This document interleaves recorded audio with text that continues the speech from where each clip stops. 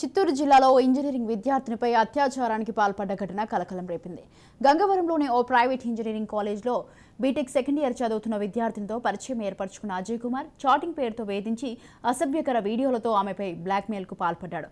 మరోపక్క ఎంగేజ్మెంట్ కుదిరిన బాధిత మహిళా బంధువులకు వాట్సాప్లో పోస్టు చేశాడు. దీంతో ఆమె అవమానంతో ఆత్మహత్యకు ప్రయత్నించగా తన అన్న ధైర్యం చెప్పే నిందితుడు విజయ్ కుమార్పై స్థానిక పోలీసులకు ఫిర్యాదు చేశారు. కేసు నమోదు చేసిన పోలీసులు నిందితుడిని అరెస్టు చేసి పలమనేరు కోర్టులో అతనికి 15 రోజుల రిమాండ్ విధించారు. కేసులో ముద్దాయి అయిన అజయ్ కుమార్ తండ్రి బైరెడ్డిపల్లి మండలము మునిపల్లి గ్రామం. వీరిద్దరికి వాళ్ళ ఫ్రెండ్స్ ద్వారా పరిచయమై తర్వాత అబ్బాయి అమ్మాయిని లవ్ చేస్తున్న వెంటబడుతూ ఆమె చాటింగ్ చేయడం జరిగింది.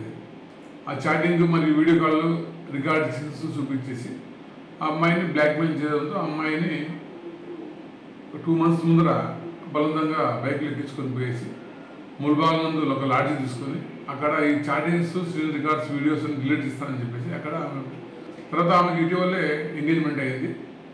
ఎంగేజ్మెంట్ అయిన విషయం తెలుసుకున్న అజయ్ కుమార్ ఆమెను ఎలాగైనా కానీ అవమానించాలనే ఉద్దేశంతో ఆమెకు బలవంతంగా తీసిన న్యూడ్ వీడియోస్ను సోషల్ మీడియాలో వాళ్ళ అమ్మాయి వాళ్ళ బంధువులకు పంపడం జరిగింది. దీనిపైన అమ్మాయి చాలా అవమానంతో సూసైడ్ చేసుకోవాలని ప్రయత్నిస్తే వాళ్ళన్న ఆమెను కాపాడి ధైర్యం చెప్పేసి మన పోలీసులకు వచ్చినాడు. దీనిపైన మేము కేసు నమోదు చేసినాము.